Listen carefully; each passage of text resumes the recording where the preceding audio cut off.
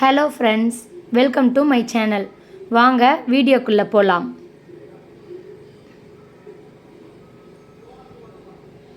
Hi friends, idli தோசைக்கு பருப்பே இல்லாமல் சாம்பார் 10 நிமிஷத்தில் செஞ்சிடலாம்.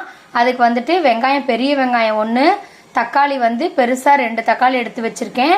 அதில் சாம்பார் தூள் 1 ஸ்பூனு, மல்லித்தூள் 1 ஸ்பூனு, உப்பு, கொஞ்சம் மஞ்சத்தூள் எல்லாத்தையும் போட்டு நல்லா வேக வச்சு எடுத்துட்டேன்.